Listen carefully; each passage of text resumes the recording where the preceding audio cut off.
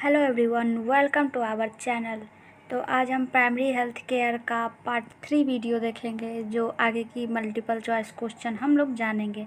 तो आप लोग रेडी हो कलम कॉपी लेकर के, जिससे आपको पता चलेगा कि आपका कितना क्वेश्चन सही हुआ है। तो हमारा आज का सबसे पहला क्वेश्चन है, बिंदुपाती संक्रमण फैलता है। Droplet infection is spread by. Option है आपका कफिंग यानी खांसने से, स्नीजिंग यानी छींकने से, फोमिटिस। नंबर ऑप्शन है बोथ ए एंड बी। तो बताइए इसका आंसर क्या होगा। ड्रॉपलेट इन्फेक्शन कैसे फैलता है? तो इसका आंसर होगा C number, both A and B.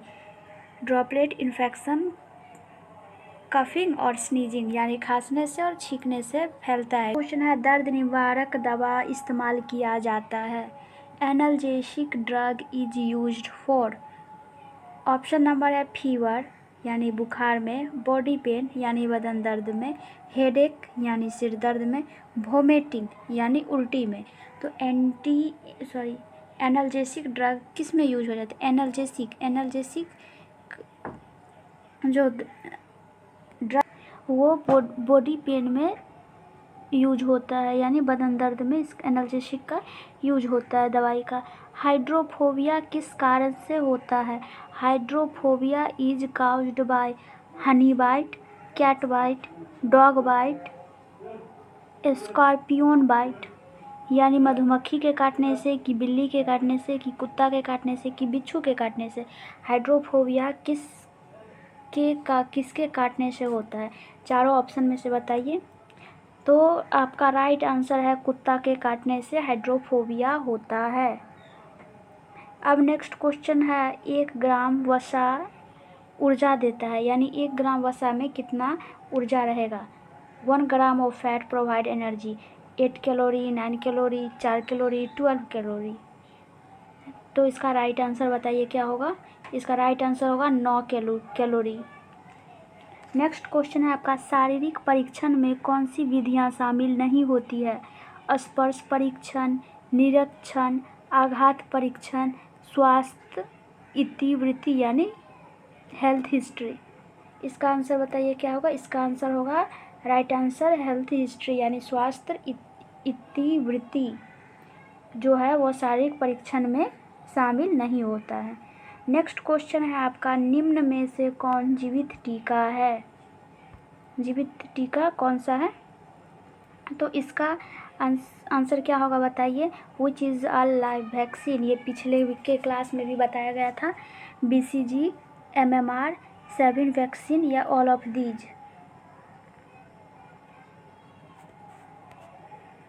तो लाइव वैक्सीन क्या क्या है? तो राइट आंसर होगा ऑल ऑफ दीज। BCG का फुल फॉर्म होता है बेसिलस कलमिट ग्यूरिन। MMR का फुल फॉर्म होता है measles mumps rubella. Sabin vaccine. तो ये सारे जो तीनों वैक्सीन है वो लाइव वैक्सीन है। अब एंटी इमेटिक दवा इस्तेमाल किया जाता है। Anti emetic drug is used for diarrhoea, constipation, vomiting, dehydration. तो आप बताइए राइट आंसर क्या होगा इसका? तो एंटी इमेटिक ड्रग यूज किया जाता है वोमिटिंग में। आपका नेक्स्ट क्वेश्चन है, हवा से फैलने वाली बीमारी कौन सी है? Which is airborne disease, typhoid, leprosy, tuberculosis, polio. Answer बताइए क्या होगा इसका? इसका होगा tuberculosis is a airborne disease. Right answer is tuberculosis, जिसे टीबी भी कहते हैं। इसका कॉजेटिव एजेंट है माइकोबैक्टीरियम। ट्यूबरक्लोसिस का कॉजेटिव एजेंट है। नेक्स्ट है आपका, सूरज की रोशनी एक अच्छा स्रोत है। Sunlight is a good source of. उपचार का, मेडिसिन का, स्टेरिलाइजेशन का, की स्थिति यानी पोजीशंस का। इसका राइट आंसर बताइए। तो sunlight is a good source of sterilisation. Right answer कीटाणु हनन होगा। नेक्स्ट क्वेश्चन है आपका, क्वाशियोरकर नामक बीमारी का कारण है। तो बताइए क्वाशियोरकर नामक किस बीमारी का कारण है? विटामिन ए का, कि आयरन का, कि प्रोटीन की कमी से, कि विटामिन सी की कमी से। क्वाशियोरकर किस चीज़ की कमी से होता है? तो राइट आंसर है प्रोटीन की कमी से क्वाशियोकर बीमारी होता है। नेक्स्ट क्वेश्चन है आपका, दवा जो वर्म के उपचार में प्रयोग किया जाता है, drug use to treat worm. इसका आंसर बताइए। Antipyretic, anti helminthic, anti emetic, antibiotic. तो राइट आंसर इसका होगा एंटी हेलमिंटिक जो है ड्रग, वो वर्म को ट्रीट करने के लिए उपयोग किया जाता है। एंटीपायरेटिक बुखार के लिए होता है, एंटीमेटिक उल्टी के लिए होता है, एंटीबायोटिक होता है कोई भी मतलब जैसे कोई किसी चीज़ का बुखार का, सर्दी का, कोई किसी चीज़ का अगर दवाई देते हैं तो उसका जो ट्रीटमेंट का जो रेट रहता है वो बढ़ाने के लिए एंटीबायोटिक हम देते हैं। तो बच गया कौन? एंटी हेलमिंटिक जो मेडिसिन है वो बच जाता है। तो इस तरह से भी आप आंसर को स्प्लिट करके देख सकते हैं कि राइट आंसर क्या होगा। तो anti helminthic drug use to treat worm. Next है आपका, खसरा का टीका कब देते हैं? Measles vaccine is given at 9 month, 6 month, 2 month या 9 वीक। बताइए इसका आंसर क्या होगा। तो मीजल्स का वैक्सीन देते हैं 9 मंथ पे। Right answer is 9 month.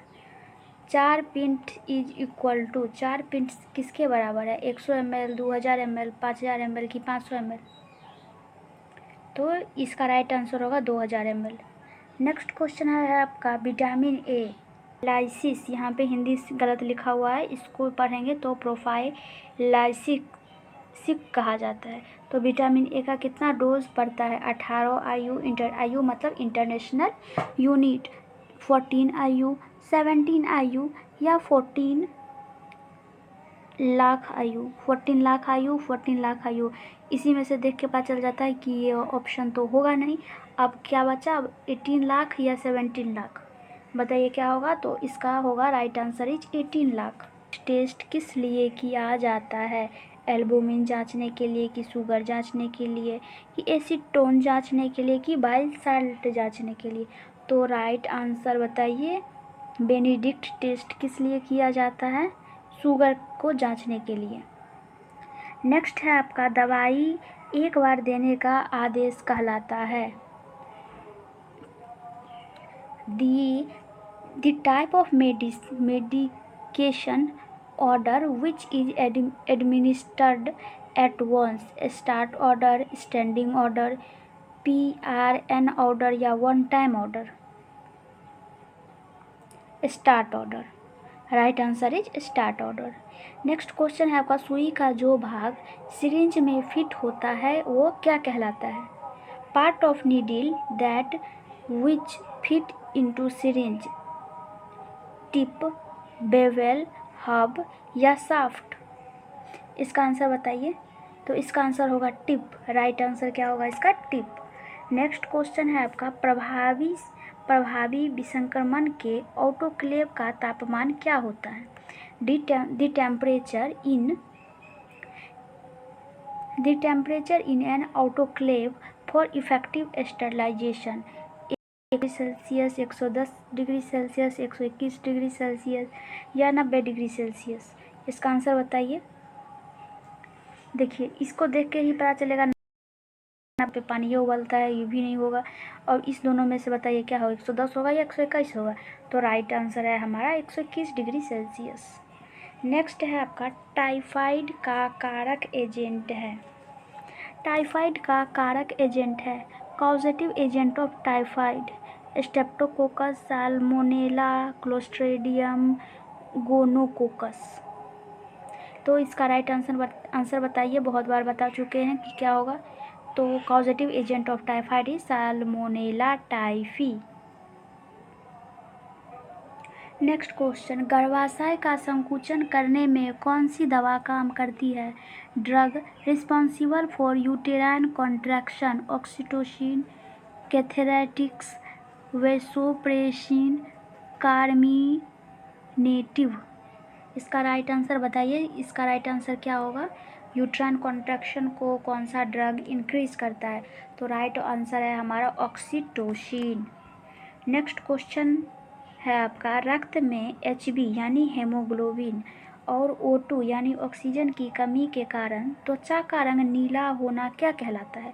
Bluish discoloration of skin due to deficiency of Hb and O2 in blood is called haematuria या हेमेप्टाइसिस, इपिस्टेसिस या साइनोसिस। इसका आंसर बताइए, इसका आंसर क्या होगा? तो इसका राइट आंसर होगा cyanosis.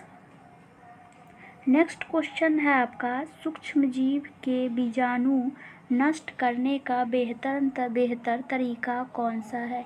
The best method to destroy spore of microorganism, disinfection की बॉइलिंग की हॉट एयर ओवन की ऑटोक्लेविंग।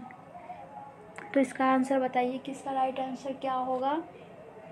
तो इसका राइट आंसर होगा autoclaving is a best way to destroy spore of microorganism, या autoclaving अच्छा तरीका है बीजाणु को नष्ट करने का।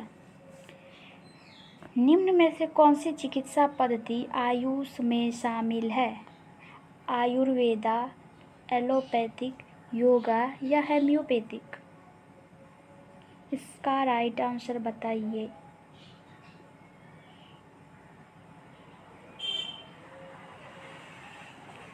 तो क्या आप जानते हैं कि आयुष का फुल फॉर्म क्या होगा? तो आयुष, ए स्टैंड फॉर आयुर्वेदा, वाई से योगा, यू से यूनानी, एस से सिद्धा, एच से हेम्योपैथिक। तो इसी से पता चला Ayurveda is right answer, yoga right होगा, हेम्योपैथिक होगा। तो बच्चा कौन? एलोपैथिक। हमसे क्या पूछ रहा है? आयुष में शामिल नहीं है तो एलोपैथिक राइट आंसर हमारा होगा एलोपैथिक। नेक्स्ट क्वेश्चन है आपका इस्तेमाल किए गए उपकरण को कितनी देर तक क्लोरीन सॉल्यूशन में रखना चाहिए? Used instrument must be keep in chlorine solution for 15 minute, 10 minute, 5 minute या 20 मिनट। बताइए इसका आंसर क्या होगा? 5 minute. Right answer is 5 minute. Rule of 9 का उपयोग का क्या अनुमान लगाने के लिए किया जाता है? Rule of 9 is use to estimate the problem of bleeding, dehydration की वॉन्ड की बर्न। तो राइट आंसर होगा यहाँ पे बर्न। नेक्स्ट क्वेश्चन है आपका हिप्नोटिक्स क्या है? हिप्नोटिक्स क्या है? स्लीपिंग पिल्स है कि एंटी इन्फ्लामेटरी ड्रग है या टीबी ड्रग है या एंटी मलेरिया ड्रग है? टीबी ड्रग तो है नहीं, एंटी मलेरिया ड्रग तो है नहीं, एंटी इन्फ्लामेटरी ड्रग भी है नहीं, तो हिप्नोटिक्स क्या बचा? तो हिप्नोटिक्स है स्लीपिंग पिल्स। राइट आंसर होगा हमारा स्लीपिंग पिल्स।